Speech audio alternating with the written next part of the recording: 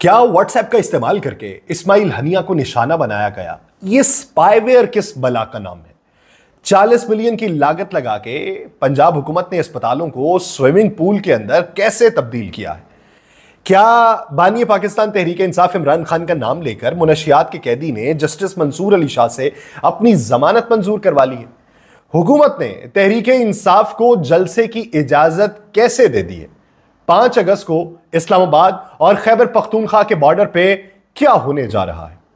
मेहताब हैदर नकवी का लिखा हुआ है, यूं ही सर चढ़ के हर एक मौजे बला बोलेगी, हम जो खामोश रहेंगे तो हवा बोलेगी, बोलता रहता है जो आज सरे शाखे अना, चुप सी लग जाएगी जिस रोज फना बोलेगी, वो तो रहता है यूं ही अपने गुलिस्तान में गुम, लबे खामोश से क्या बरगे हिना बोलेगी, मौसमे नाराए बुलबुल भी कभी आएगा, इससे मायूस ना हो खल्के खुदा बोलेगी।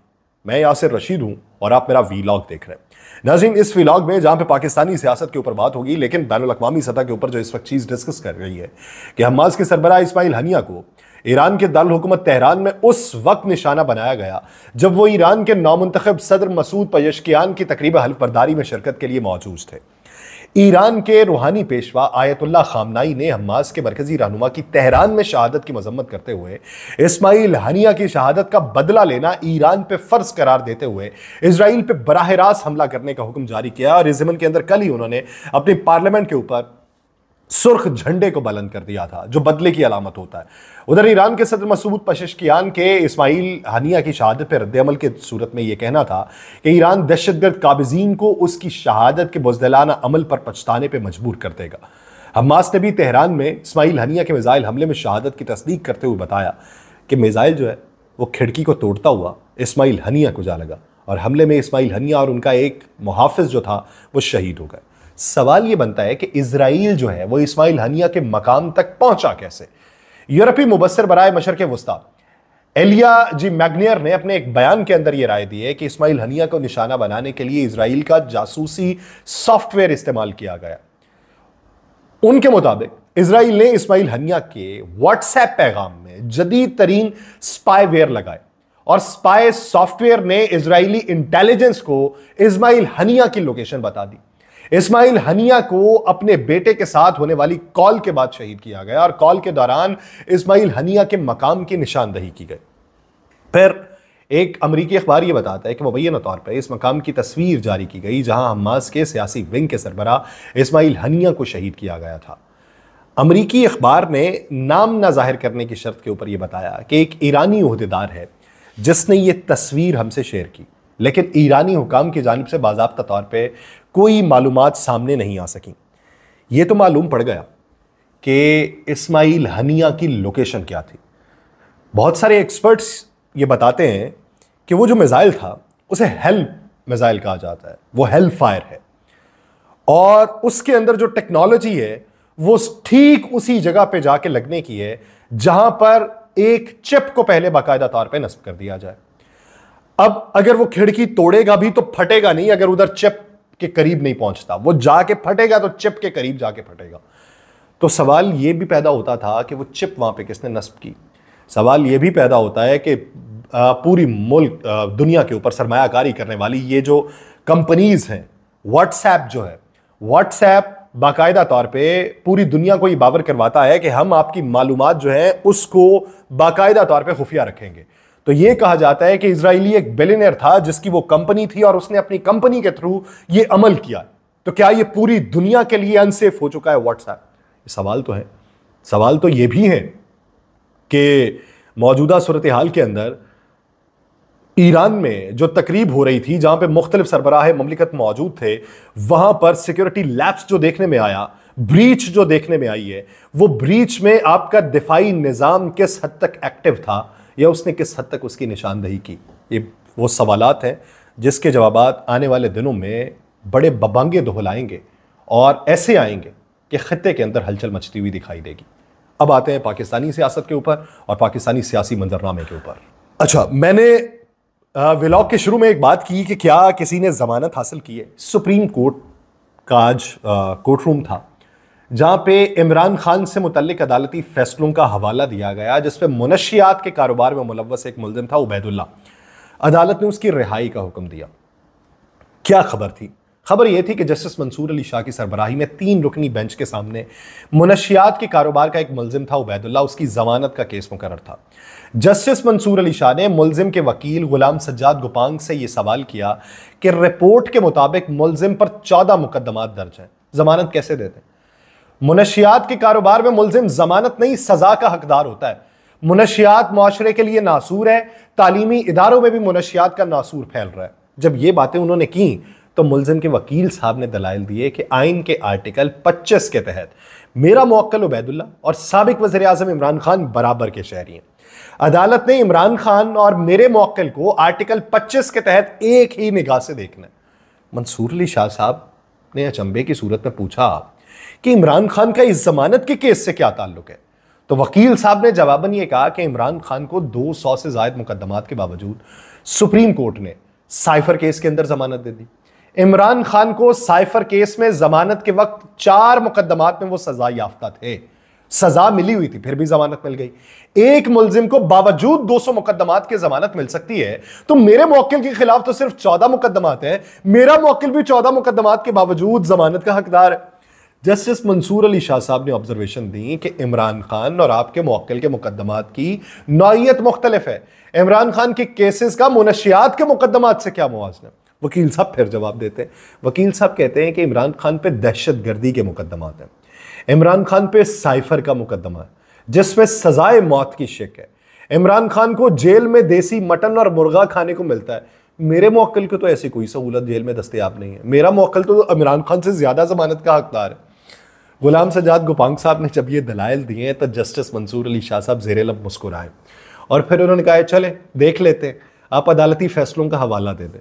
वकील साहब ने फिर मुख्तलिफ अदालती नज़ायर का हवाला दिया जिस पे मुलजिम उबैदुल्ला की जमानत की दरख्वास्त जो थी वो मंजूर कर ली गई। इसके ऊपर बातें हो रही हैं कि जी इमरान खान का नाम लेने पे जस्टिस मंसूर अली शाह साहब ने एक मुलजिम को कहा कि जाओ, वो बाकायदा तौर पे फिर उन्होंने दूसरी अदालती नज़ायर का हवाला दिया कि ये भी अदालती नज़ीर मौजूद है, इस केस में भी ज़मानत मिली हुई है, इस केस में भी मिली है, इतने किलो के ऊपर भी मिली हुई है। तो फिर उन्होंने इसको भी बुनियाद बनाया कि मेरे मुवक्किल की भी ज़मानत बनती है और इन बुनियादों के ऊपर बनती है जहाँ पे उन्हें ज़मानत मिल गई। आज के दिन ये भी देखने में आया है कि अरशद शरीफ का जो केस था उस पे चीफ जस्टिस काजी फाइज ईसा साहब ने जस्टिस मंसूर अली शाह साहब को उस बेंच के अंदर रखा है। 5 रुकनी बेंच की बजाय वो 3 रुकनी बेंच बना दिया गया।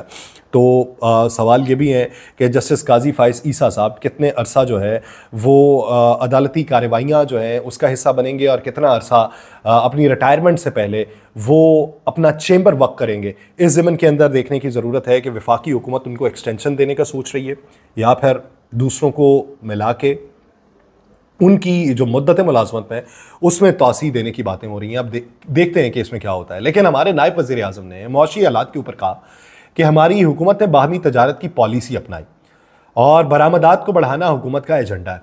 सिर्फ एक एजेंडा था कि मुल्क को दिवालिया होने से बचाएं। इसहाक डार साहब ने कहा कि अगर पाकिस्तान पे 130 अरब डॉलर का गैर मुल्की कर्जा है तो परेशान ना हो, मुल्की मईशत में बहुत सलाहियत मौजूद है, महदूद वसाइल के बावजूद भी तरक्याती मनसूबों पर काम हो रहा है। तरक्याती मनसूबे कौन से? क्या ऐसे ही कि जिसमें कुछ अर्सा पहले आप 40 मिलियन की लागत से सर्विसेज अस्पताल की इमरजेंसी की तज़ीन व आराइश करें रीवैम्पिंग के नाम के ऊपर, और आप उसको कर लें और आज बारिश होने पे मरीज जो है वो बेड्स के ऊपर बैठे हुए हैं और पानी तैरता हुआ महसूस हो रहा है और तैरते हुए पानी में ये लग रहा है कि ये अस्पताल की इमरजेंसी नहीं बल्कि अस्पताल में एक स्विमिंग पूल बनाया गया। क्या वही तरक्याती काम है कि जिन तरक्याती कामों में सड़कें बनाई गई और सड़कें 6 माह बाद बैठना शुरू हो गई?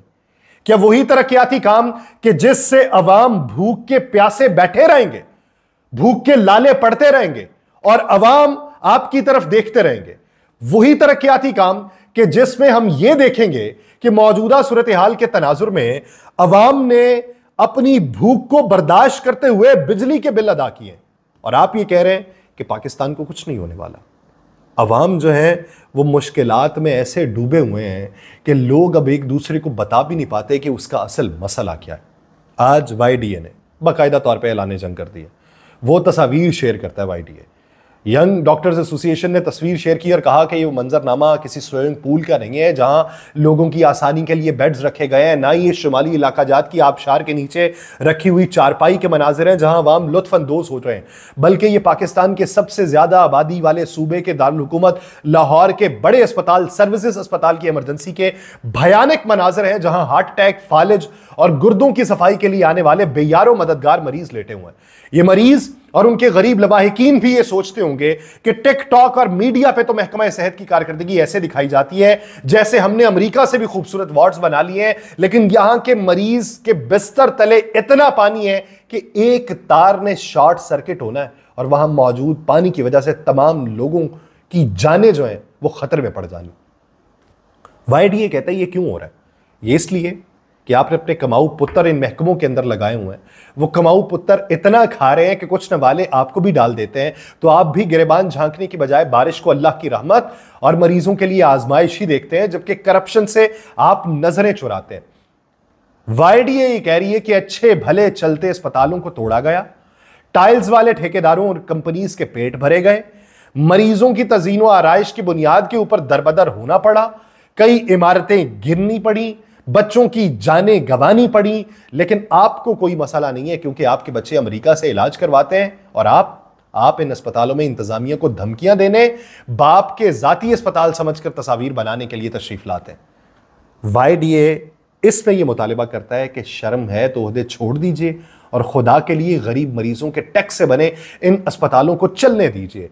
आपको करप्शन के कई मौके और मिल जाएंगे, लेकिन इन बेयारों मददगार डायलिसिस कराने, फालिज और हार्ट अटैक वाले मरीजों को बख्श दीजिए। ये मंजरनामा उन्होंने YDA ने जो बयान किया है ये था सर्विसेज अस्पताल का। फिर हमने क्या पोल खोलने, हमने क्या बातें करनी, YDA जो है वो एक और तस्वीर को शेयर करता है और उसके ऊपर लिखा जाता है ये सर गंगाराम अस्पताल के हड्डी जोड़ और नाक कान गला वार्ड है जो इस वक्त तालाब का मंजर पेश कर रहा है। शायद अच्छे तासुर में यह देखा जाए तो हुकूमत वक्त ने अवामुन नास के लिए स्विमिंग पूल बनाना चाहा था, लेकिन वार्ड और जगह का तयन बेहतर नहीं कर पाए। महकमे को करप्शन से अब यही बारिश का पानी ही पाक कर सकता है या फिर इस करप्शन के रिकॉर्ड हमेशा की तरह आग ही साफ करेगी जो हुकूमत का वतीरा है कि रिकॉर्ड ही जला दो। ये YDA कह रहे। उन्होंने कहा कि अस्पतालों की रीवैम्पिंग के नाम से अरबों रुपए खा जाने वाली जुओं के खिलाफ जुडिशल इंक्वायरी वक्त की अहम तरीन जरूरत है, जहां आपको पता लगेगा कि सियासत कहां पे हुई थी, करप्शन कहां पे हुई और अवामुन नास के लिए इकदाम कहां उठाए गए। ये है मंजरनामा हमारा। इस तरीके से हम चला रहे हैं मुल्क को। हम इस तरीके से अवाम को कह रहे हैं कि आपकी बात हो रही है, हम तो आपकी भलाई के लिए काम कर रहे हैं। तो फिर लोग ये कहते हैं कि जो अवाम की आवाज के लिए निकले हैं आपको भी निकलना चाहिए, शाना बशाना खड़े होना चाहिए, साथ मिलकर आवाज बुलंद करनी चाहिए, अपने हुकूक की तर्जुमानी करनी चाहिए, अपने हुकूक के हुसूल के लिए जद्दोजहद करनी चाहिए। निकले बाहर, निकलेंगे तो बात बनेगी, लेकिन बाहर निकलने की हिम्मत नहीं पड़ रही। हिम्मत कब तक नहीं पड़ेगी और कब तक ये इस चंगुल से आजाद हो जाएंगे, ये देखना वक्त की एक अहम जरूरत है।